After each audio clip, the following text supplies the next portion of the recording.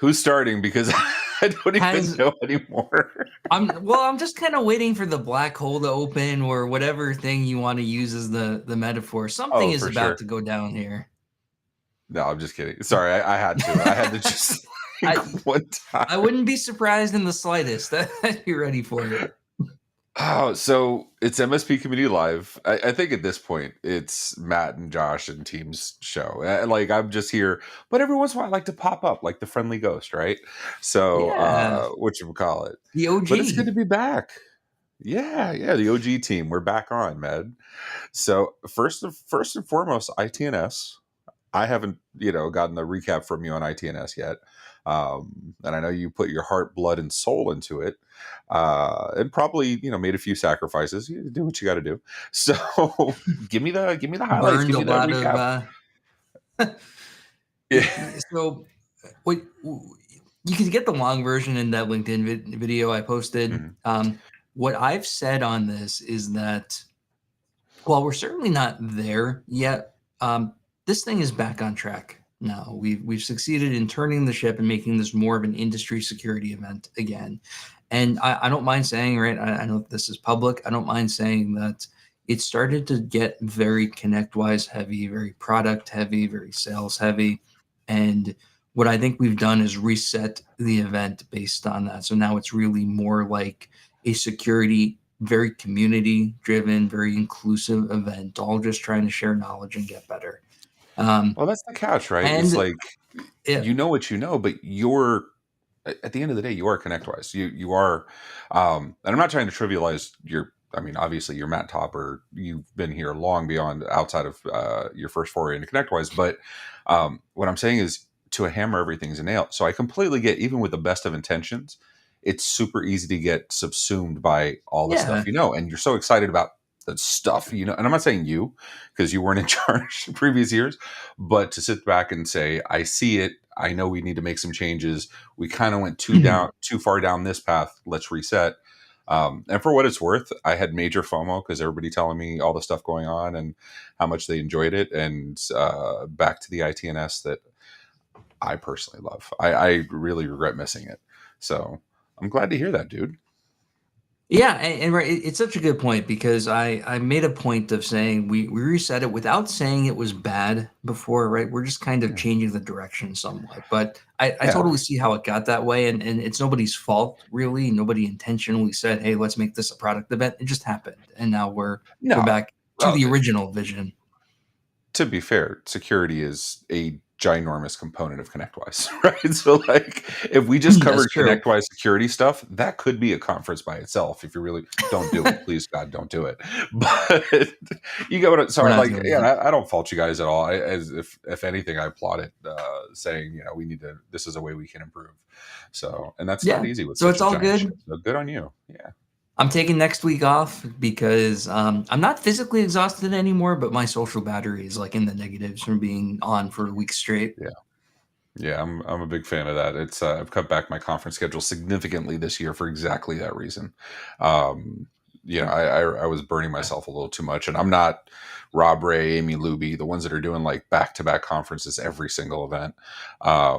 But I don't know how yeah, they do it. I don't know, but yeah, good for you, man. I'm always a big fan of taking time off. Speaking of, if your internet's going to go out, now's the time to do it. Oh, actually, we got a guest. Dude, this is why I don't host anymore. Completely went off track. We have a guest with us today because we do not have Josh, we do not have Henry, we have We do Sharon. not. We took like the two of them. We're like, who can be better than both of them? Because we need one replacement. We're like, Sharon, cool. What's up, Miss Sharon Martin? How you doing? I'm doing great, Ray. Thanks for having me again. I popped on a couple weeks ago, and apparently I didn't scare everybody enough, and so now I'm stuck here again. Love having you on. Yeah, Miss Sharon. Why don't you introduce yourself again for the ones that didn't see you a few weeks ago? Just who you Sure. are, what you do, that kind of fun stuff. So right now I run Managed Nerds. It's a fairly new MSP. I started November of 2023, went off on my own. Before that, I was actually a product architect over at Huntress. So I helped build out their initial EDR detection rules when they were building their EDR, as well as the Microsoft for M365 research and rules, helping getting that affected in the beginning. Way back in the day, I have an illustrious history. I used to go hang out with U.S. Army Cybercom, and by hang out, I worked for them and as a cyber stalker and did bad things, and obviously I got tired of that now. So you went from security is life to selling security to, or working at a company that sells security, to MSPs that mostly understand security to a decent extent, to end users where you're screaming, security is a thing, security is a thing. You're trying How to much instill the Tylenol vision. do you go through a week? Like, I can't imagine. It's interesting going from, the people of, why is my computer running slow? They're not even considering security as a potential issue of, oh man, I just need to go replace my computer. Well, your computer's running slow because, you're mining Bitcoin in the background, but it's okay. It's going to your wallet, That's right? right. But more, what's interesting is seeing and finding out that your average business, they haven't caught up with any of the words, the lexicon that are used these days. They're still looking to buy an antivirus product. How And I don't insane think is a that? lot of our vendors understand that, is that everybody, when they think I need to protect my computer, I need an antivirus product. They don't know what EDR is. They don't know what MDR is. They sure as heck haven't heard of XDR. And so when we talk about what the vendors are selling the MSPs as what they need, and here's how you should sell our product to the customer and talk about it, well, that it's completely off. It falls flat. That marketing does not work with the smallest businesses. It only works when you're going up stack and they've started to hear about those products. And this is why we need an MSP on the show. Speaking of security, Matt, if you want to run away. Actually, no. This first story we're going to cover does involve ConnectWise. My interest is actually much less on the ConnectWise part of it. So our first story is ConnectWise Automate and ScreenConnect certificate update. Anybody using ScreenConnect or Automate started getting notices. What was it, Matt? It was either Monday or no, it was the weekend. It was Sunday. And so notices went out. There's going to be an update. ConnectWise sent the notice out. Certificate changes, need to update the agents. Not only need to update the server, update the agents by X amount of deadline because third-party vendor, blah, blah, blah. Happens. My interest here is the communication aspect of it to your clients, right? Sharon, you just talked about having clients that they don't understand what EDR, MDR. They've never even heard these letters together in this order. Now you're saying there's a chance your computer might stop checking in. I might have to do something, either walk you through it or work on backup plans. Our backup plan, we have Intune deploy the agent regardless. So it really didn't hurt us once we had the update file, but not all MSPs have that option, right? Well, so how did that go with you, Sharon? And luckily, I would say luckily, I don't use ConnectWise. Don't laugh too hard. I'm actually but let's go back to the thought here. I'm not in product. I'm good. I know. So let's talk about this. A lot of my clients have a laptop in the closet that they only power on so often. So imagine having to contact your clients and say, by the way, I need you to power on that laptop ASAP so I can upgrade it so I don't lose access to it. There are a good number of them who, of course, are using Intune Microsoft 365, but with my clientele, I also have to deal with the Google Workspace users. The Google Workspace MDM sucks. Oh, it does. Getting that to load an agent is painful, and it just does not work well. So what you have is there's going to be a subset, even with the extension of time, there's going to be a subset of machines that still don't get the certificate in time. So now you're talking about an MSP having to spend billable hours sending a tech out or getting on with a phone with a user who can barely click a link to get that reinstalled. Unless it's a malicious actor calling from the Middle East or from Pakistan and saying, hey, we need to log in your computer, we're your MSP. Then they'll let them in like that. That's right. They're really good at that. Naturally. Well, I'm assuming everybody has their copy of TeamViewer 8 and they installed it side by side, so that still works. No, No, so they're like just here's using my unencrypted VNC for it. oh, that's fine. That's fine. It's like the old RDP, change it to 3390 and it's secure already. So here's my thing though, like Yes. forget the ConnectWise aspect of it. My thing is you have a software that for whatever reason you have to have this really inconvenient update. This is ConnectWise is definitely not the first one to do this. Good Lord, Cloudflare went down yesterday. We had to uninstall Warp on a ton of devices. That was fun. That was Google's fault, but whatever, it happened. But this kind of stuff, like that communication piece, do you have backup plans to that? Matt, you ran an MSP for a long time. Like, did you guys have those kind of backup plans for when our software breaks? What is our out of band process? What is our communication process? That kind of, because this is, to me, it's DR just the same as if you had a malicious attack. Well, you just Matt, said I'll go the with you answer in the first. question, Ray. Yeah. Sorry. Is This is that this that's is why I the talk to answer, Sharon right? instead of Matt. No, it's true though, right? Go It's ahead. no Go ahead. different than if there was a major outage, right? Or if it was in the olden before COVID times, if the data center where your support software server is burned down, right? How do you run your operation? How do you support your Having clients had that then? happen to me, by the way. Yeah, right. In or out, a It's full data exactly center, the in same or out, thing. caught fire. Yeah. Data center goes on fire. You have a CrowdStrike situation with your remote control software, right? Any of that stuff could happen. And it's, yes, a different failure mode, but you end up in the same place anyway, right? Whether it's rolling trucks, whether it's you happen to be in the same building because you support everyone in a big whatever. That's the kind of thing you have to think about almost regardless of how you get to that point. Um, and you, just like when CrowdStrike happened, when our advice was don't say, man, thank God I don't use CrowdStrike. Say, what do I do when it happens to something I do use? Take the same approach here. Yeah, that's the thing. Like we've all had Office 359 teams go down, right? Like we've all been through this multiple times a year. It's been a little better in the last 12 months, but I think I just knocked on one particle board, but whatever, it counts. What about you, Sharon? Like what were your DR strategies? Like how did you, because you have a lot of experience in this. Like you have probably more Hmm. experience than most any MSP out there, given your experience. So like how did that inform you as an MSP now? How did you communicate to clients? Had you even thought about it yet? Because you're still sub 2 years as an MSP. So, like, where did you land? So there's a backup plan to my backup plan. Actually, a while back, don't giggle again, but we tried out Level.io as an RMM too. Hmm. At the time, it was not tolerant of low bandwidth environments, and the agent would just stop working. And so we had to develop a plan then for what we did. It's sometimes we would install a backup agent. Most of the time, we would load through Intune and run the scripts through Intune.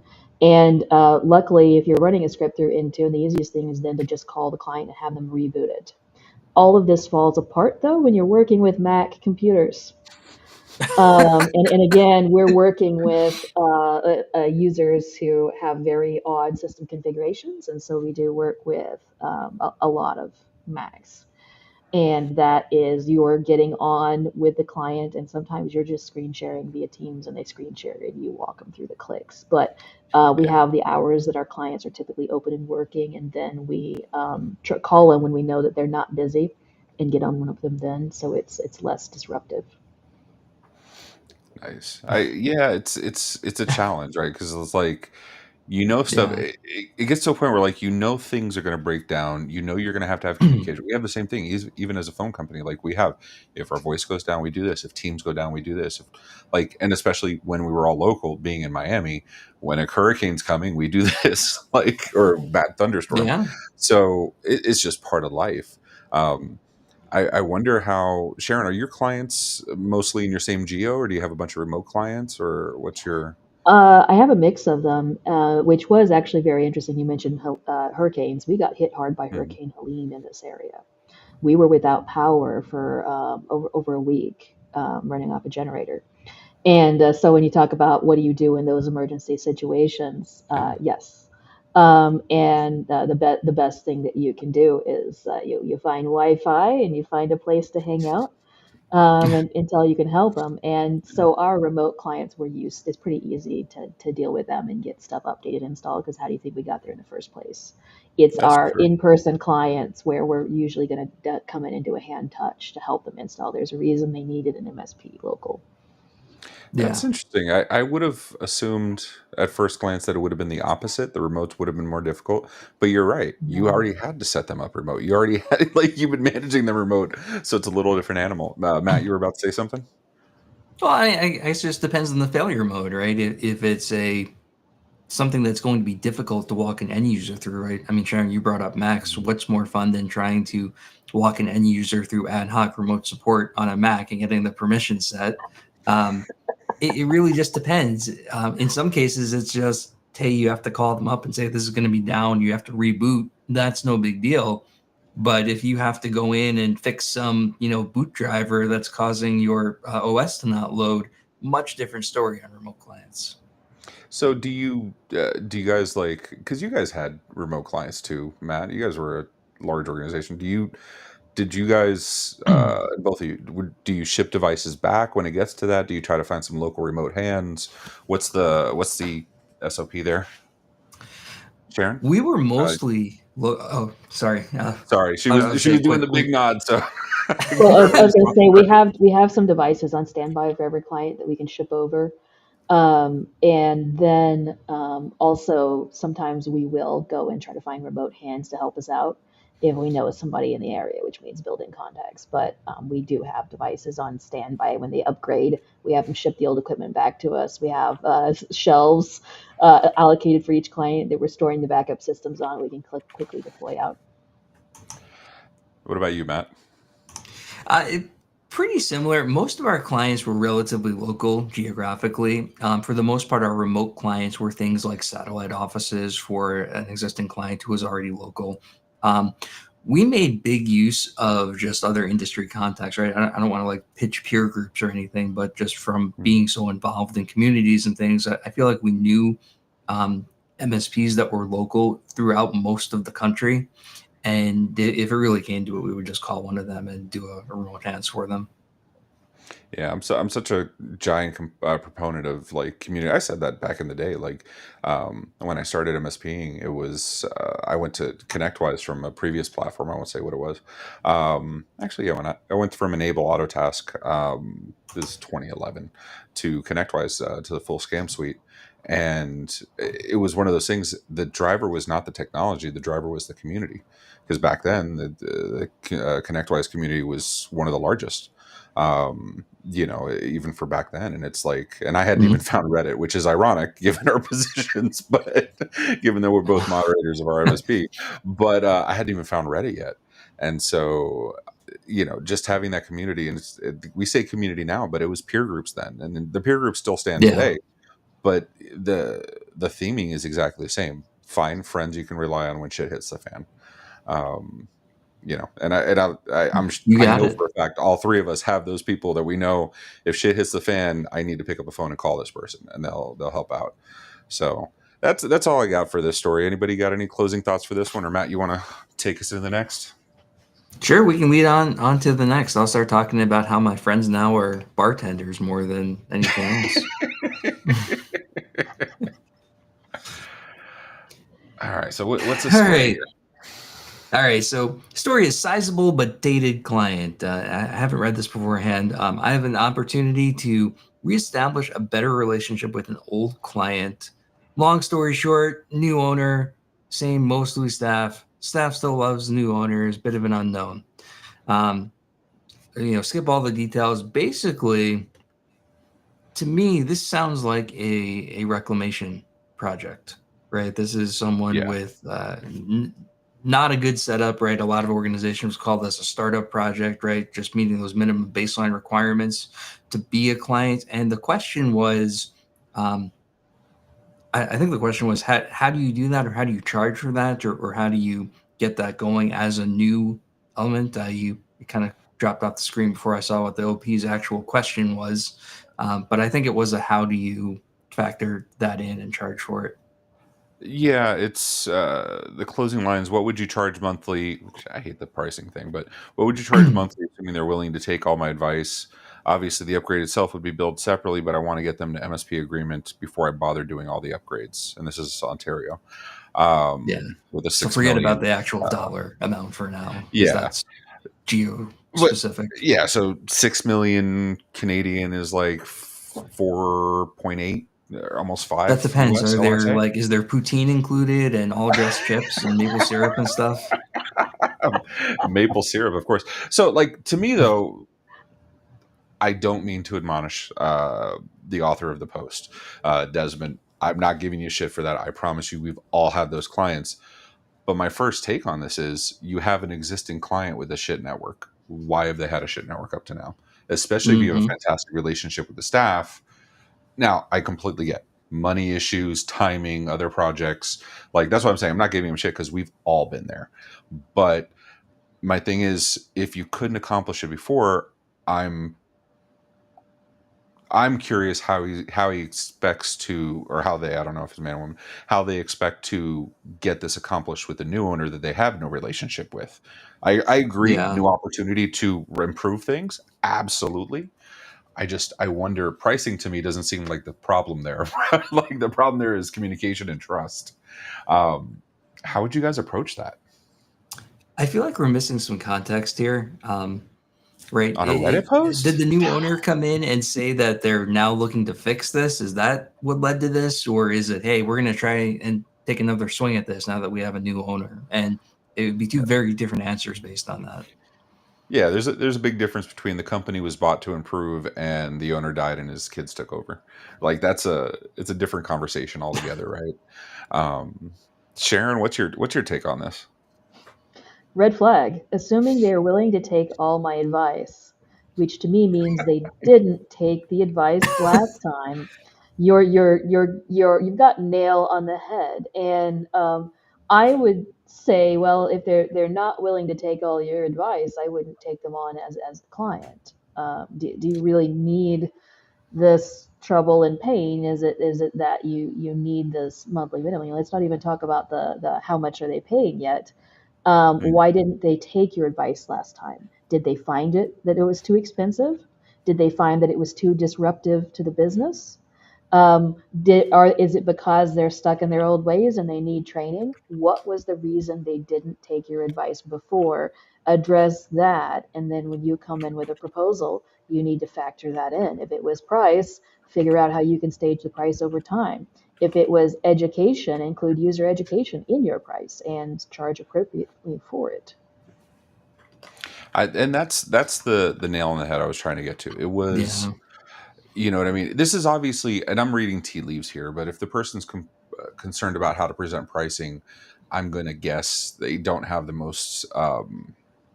They maybe need to work on their presentation skills a little bit. Maybe need to work on, like, communicating to the stakeholders in a way that they give a damn, right? Because nobody cares. Let's be honest. You're supposed to spend 3 to 5% of your gross annual on IT. Period. So, now on a $6 million budget, that's a hefty amount of money. That's not bad. Um, that's workable. So my thing is, money's there. Maybe there's an efficiency problem, like Sharon, you were talking about. I believe we were talking about in the green room, looking for ways to save them money here so they can more efficiently spend their money elsewhere to the more important things. I've never had an MSP client that I took on over the 10 or 12 years that didn't have bad spending somewhere. And that was my easiest way in. It was like, look, you're spending $3 grand on a T1. Like, I get you signed that 15 years ago, but the pricing's changed a little bit. Technology's changed a little bit. And I was able to rework those things. And that's why I started doing vendor management. It wasn't because I gave a damn about talking to Comcast. It was because I could control the spending and help them with the budgeting. And this is all pre VCIO and all that other stuff. But it's the things we're doing today. I think we have an understanding today. If you can get a hand on the budget, you can drive the company, you can prove your worth, and you can get the things you need to get done, Mm-hmm. mostly done, right? But that requires business acumen. That requires financial acumen. Um, you guys have both talked to thousands and thousands of MSPs. Do you see that level of business and financial acumen with most MSP owners? No. Yeah, it's a mixed bag. Was that too? No, I mean, because no. people on this call could have those conversations, and so there's plenty that do. I want to be clear. There's several that do. Lord knows, talk to Dustin Bolander if you want to talk business and insurance, and he'll talk your ear off forever. But I, like you're saying, I don't see it a lot in MSPs, and the same ones struggling with price and communication are the same ones that don't have that business and financial acumen. Which to that I say, Harvard Business School has free classes online. Um, Sharon, how do you approach that? You came from a little different experience, so you weren't like dead zero coming into MSP, but like, what's your take on that? From a pricing perspective, like how I approach like Well, like, how giving do you them the approach a price client and or say, approach I need sales. a what's 5% of 5% is what, 50,000 per million, so 5 times 6, $300,000. $300,000 is a decent budget. You know what I mean? It's not the best. I probably could spend twice as much. Um, but it's not, but it's a decent budget. So I have to imagine some of that $300,000 is there. Maybe they're running thin. So how do you approach that client and say, we need a full revamp? It's going to cost something, whatever it is. Yep. I Like you don't said, approach beat them it with out. cost. I need to see Okay. their numbers first. And the way that I see the numbers is quite simply, hey, before we talk getting you IT services, how about I come in and do a little work for free and help you save some money on your current IT? Let's do an audit of what you have now for IT services, for technology budget, etc. Let me see where there can be cost savings. Well, after that, I've got the budget. And from then, it's making a proposal that fits within their budget. It may be Mhm. customizing some of what I offer the first year. But if I know, if you come in and you don't know what the budget is, you're just throwing darts at the wall to see if it stick. And if you're wrong on that number, they're not going to Yeah. talk to you again because you're way, out in the ocean. But if you play it right and you play it collaboratively, then they're going to come back and they're going to keep talking and you're going to fit in their budget.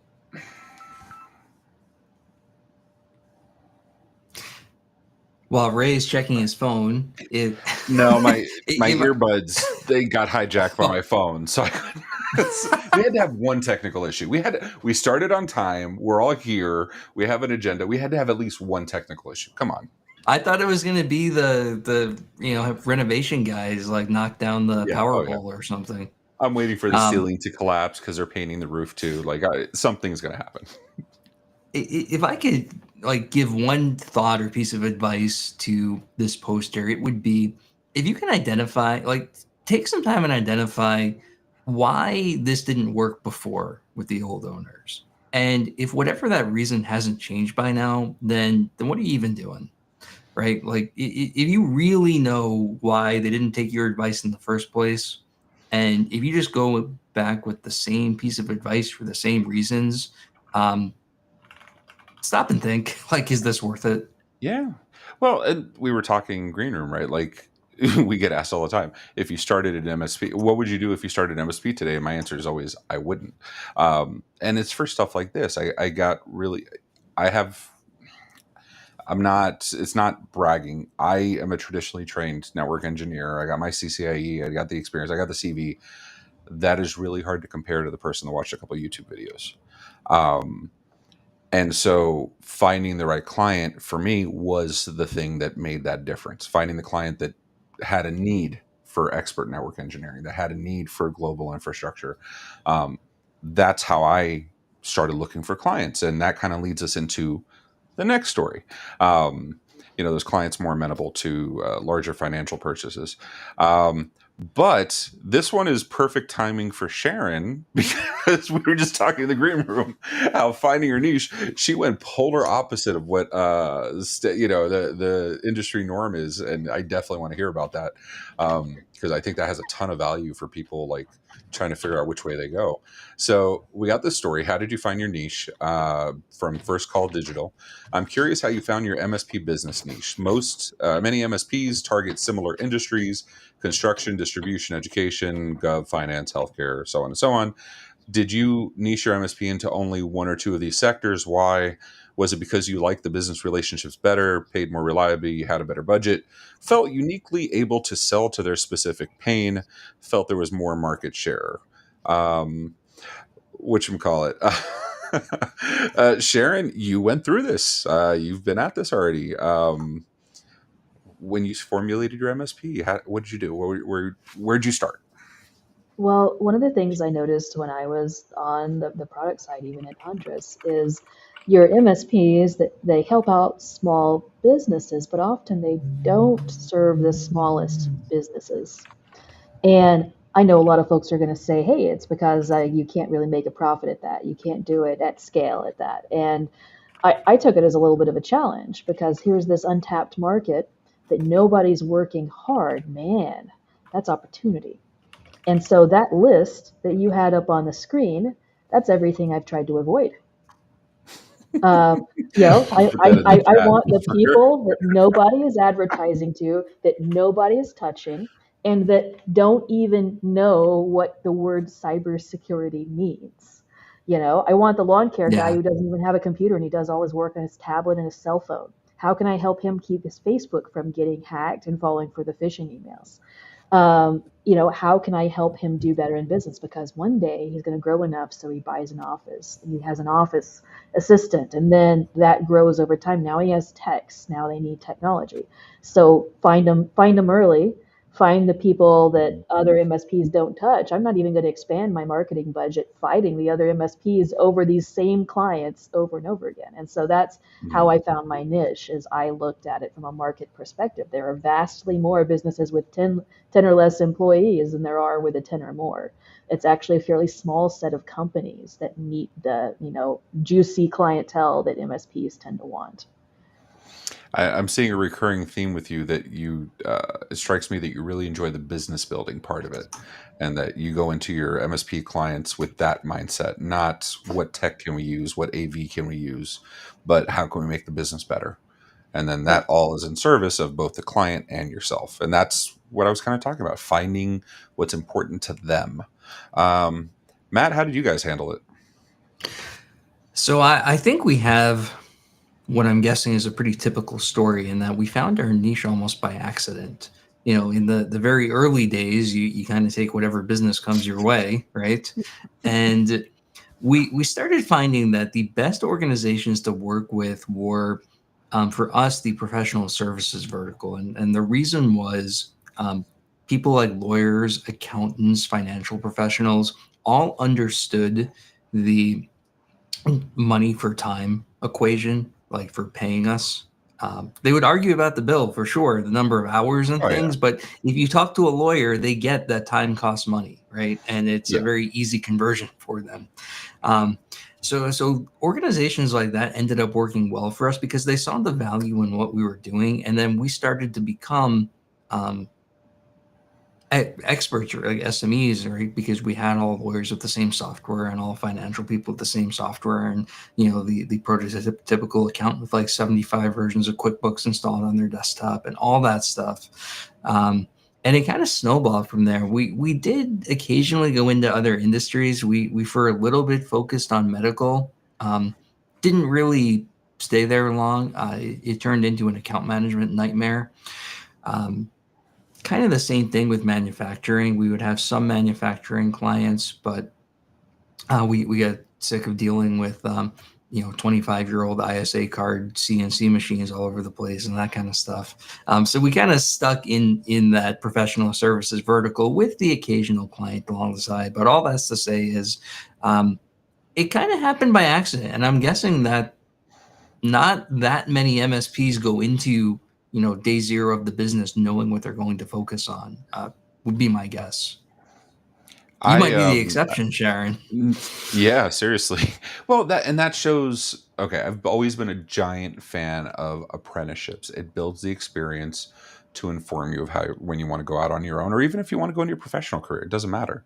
I personally, if you're going to do most of the trades in most of the states, you need to do a certain amount of hours of apprenticeship.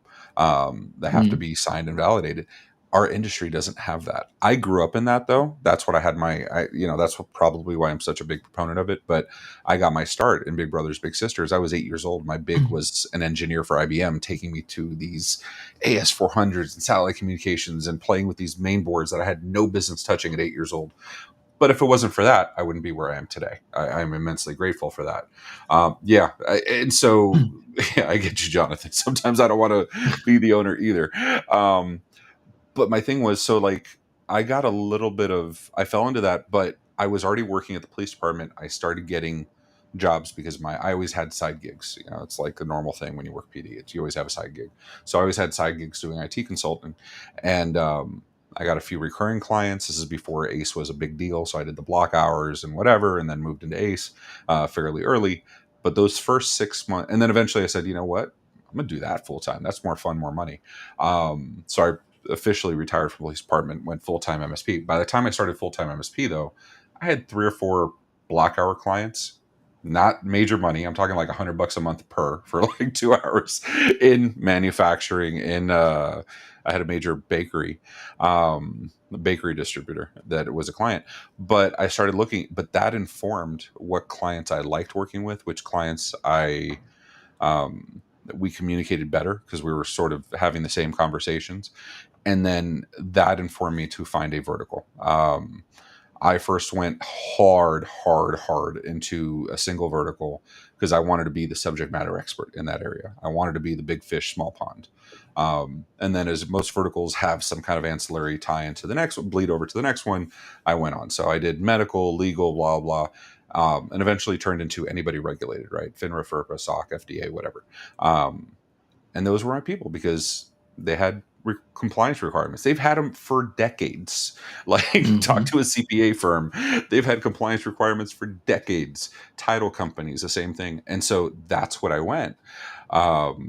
Yes, that's exactly my very first PC was a 286. Yeah, don't get me started. I still have AS400s I consult on. Yeah, But you're old, Ray. yeah, thanks, Matt. I appreciate that. As if the gray wasn't enough.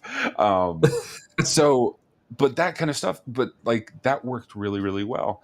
And I found that was an easier way for me. It was not by design. I started the business with a plan because it was my 7th business in my career. So it was a different animal. I had a lot of really good mentors growing up. But I did start the MSP with a business plan. My original business plan said my clients will be anybody with computers.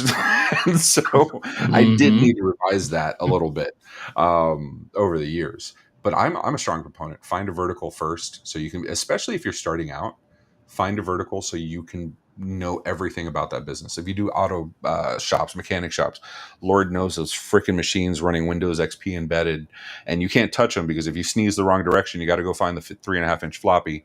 Not fun times. Because the company that made it has not been around for 10 years. So, but still, once you know it, it's easy, right? Like how many people go into dental, and Lord knows we all hate EagleSoft. We all hate Dentrix. We all there's no good EMR. There's no good like dental office software. It's like QuickBooks. It's made to frustrate you. But, doing all that, doing that, you become the expert, and suddenly working on QuickBooks 1951 and QuickBooks 1952 for that CPA that's been doing accounting for 200 years. Why they need every version of QuickBooks is beyond me. But you become the expert at it, right?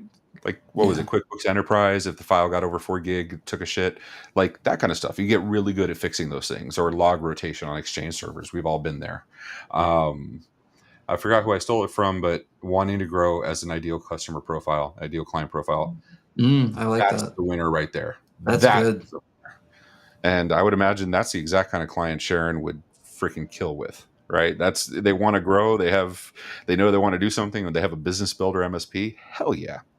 All right, Matt, before Hebby yells at me, because I have 4 seconds left, we have a good news thing. I love this thread. I've been wanting to do this thread on MSP. We have good news? Your life forever. Is there good news? Yeah. Is that a thing in this this industry? I'm going to let you share the good news. I love this post. And it's not even an us thing. It's just, I don't even know who this poster is, but I appreciate them. Let's hear it, Matt. Give a shout out today. Who deserves high praise from your MSP that's in the MSP channel, who's done good stuff in the channel that you've worked with? You know, this post comes up every week, and we've never featured it, have we? Like, even once. I'm telling you, I've been wanting to show it forever. And so when I knew it was Okay, so if coming you on, want to show I it, was I'm like, guessing we you have gotta do it. someone in mind. Who do you have in mind that No, you want to? I love. I love when people appreciate. We all go through a ton of shit. Um, we all go through. It just happens. It's our job. Clients don't always call us when they're in the best situation. Let's be honest. A lot of the calls are because something's going wrong, right? Nobody calls a lawyer to say, "Hey, how you doing?" Not at $500 an hour. So, you Right? know, doing that. Um, so when we see people shine, whether they want to or not, like nobody asks this guy or person to post on Reddit every single week, and they post every single week. Um, so And they like, keep doing it, even though they don't get yes, any comments sometimes, and they keep doing it. I know. And I love that kind of persistence. Like, and I've almost wanted to, I've almost wanted to sit there and, um, what was I going to say? I almost wanted to sit there and like make it one of the auto posts like we have for the vendor promos. But I'm like, this person's taking time out of their thing. Like, the last thing I want to do is take away from them. They're having fun. They're doing it. Yeah. And you're right. We don't always see responses every single month. But let's see. Let's read a few of these. We got Dustin Bolander at the team fifth wall. That's from Dean. We got one for Kelvin for all his work on SIP. Kelvin gets all the credit, but John Dupree and others, like, there are smart. There's other people working on it. Just Kelvin's the pretty face that gets the credit. Gav, UK Gav says, going to put it out there. Oh fuck, he's called me out. Okay, I'm not going to call me out. That's what I get. You That's what I can't get call for saying it yourself out out. loud. We got And now Ashley we know why Cooper the also. story got featured. There you go. It was a humble brag now. We got Ashley Cooper calling out Kyle Spooner, also Ashley Cooper of our MSP and SIP, and Roost, calling out Kyle Spooner and Gavin Stone of UK Gavin Stone of MSP Geek. I don't know. What about you guys? Jonathan Crow and Stephen Murphy over at Ninja. Fantastic people. Aw, thanks, Josh. We missed you, buddy. um, what about you guys? Matt, you gotta have somebody that has like made you smile this week. This week, well, Henry did a huge amount of stuff to pull together a full 2 days of community content at Secure last week. So Henry, Tim, and CJ, Henry, Tim, and Chris Johnson from GTIA did a huge amount of work, and I just want to give them some public credit. That was thrown together in the course of maybe a couple weeks, and they were able to get 2 full days of content in the community space we put together. Very cool thing. We said we want to have community content, but all the logistics didn't get worked out until a couple of weeks before the event, and those two were able to fill 2 days worth of stuff. Really, really cool. I love it. What about you, Sharon? Who made you smile this week? Well, I wouldn't say they made me smile, but I mean, we talk about shout outs to vendors. I was actually really happy with how quickly Cloudflare provided explanation of what was going on. I felt that they had really clear communication. And anytime, I mean, I'm not technically an MSP vendor, but anytime a vendor that I work with does that, it's really great. And so to me, it's a shout out to anyone who's when we're all dealing with an outage and we get quick status updates, that's deserving of praise in my opinion. Yeah, that did I miss a story? Oh no. Whatchamacallit? Yeah, I saw the private chat. I'm like, wait, did I miss it? Would not surprise me. This thing's going off the rails. Oh yeah, is this tech bar ready? No, but like okay. To Sharon's point, Cloudflare, in my opinion, is the gold standard for giving post-event analysis, and even during event communications, they are the gold standard. They provide a level of transparency and education in what they're doing, because they don't just say, "Yeah, it was BGP, IAM, blah blah." They tell you what was going on, so you don't have to be 20 years in the industry to know what they're talking about. But it makes the people who use it, their lives so much easier. We got lucky yesterday. We weren't hit by it, thankfully, because we don't use GCP, and the services we had on Cloudflare was just warp and stuff. It was easy to turn it off.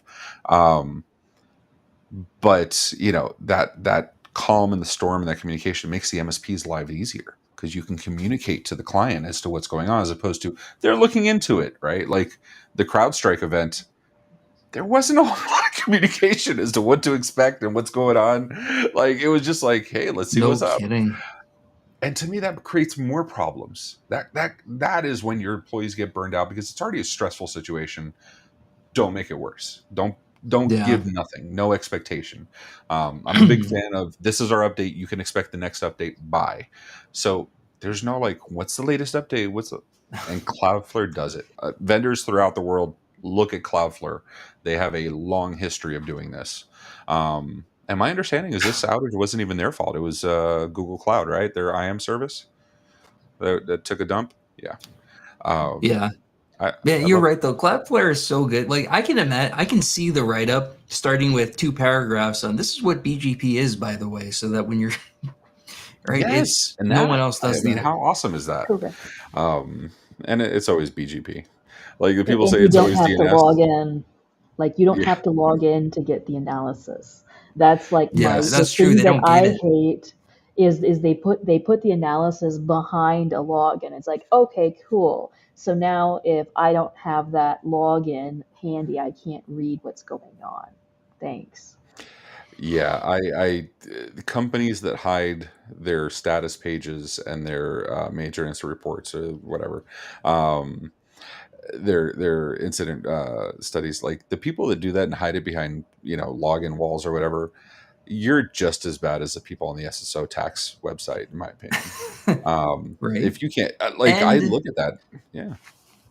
And they update their status page. It's not the like always green, except for down for 5 minutes. Right? You tell me that thing turns orange when something goes down for 20 years. I do want to read this comment. This was super nice from James. Very few weeks go by where both Dustin and Sharon don't impact me in some positive way, making others better without self-interest. That goes back to that peer group thing we talked about, right? The community thing we talked about. When you find good friends in the community, you find very good friends that will help you out and help you build. Whatchamacallit?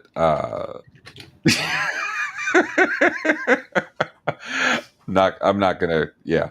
So I do love my status pages. I am all about the status pages. So we can wrap it up. Is there anybody have any final comments on this or anything they want to?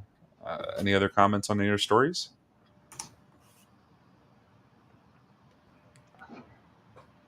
Cool. So I was about to say, I feel like we missed something, but I can't put my finger on it. Did we miss one? I'm looking at the show notes and I don't see. Oh, that's your first mistake. Yeah. No, because like now, since I don't produce, since now we have Heb, and like the Heb and Says put so much work into this every week, I'm like, I can't come here and like throw them off. Like you know what I mean? I can't be the one. Heb, we got some upcoming events, far right? From right. Like, I feel like it wasn't that long ago where we pulled up the web page live and decided which ones to go through. What a difference. We did. Thanks for calling me out, because I was the one that did that. But like, and Matt, you and I have been through. You've been through at least 2 set changes. No, you're on your 3rd, because at your other place you changed it twice.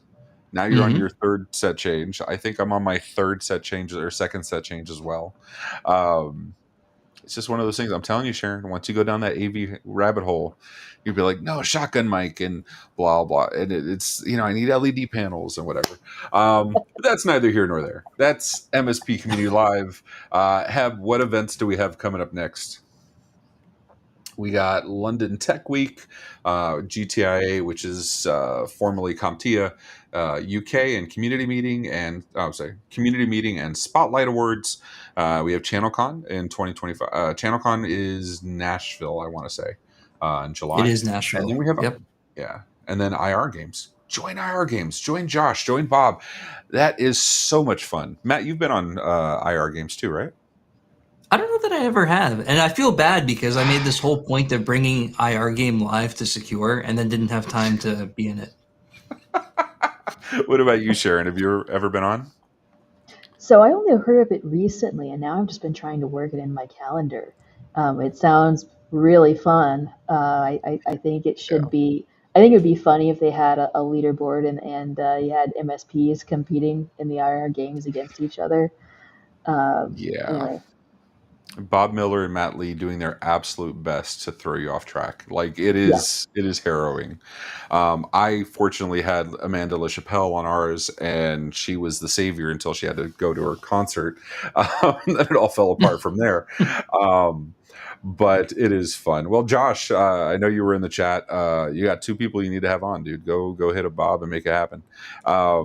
But yeah, so thank you very much, everybody. I appreciate everybody. I'm glad I could pop on and have fun. I do miss this stuff. I do watch every week and enjoy.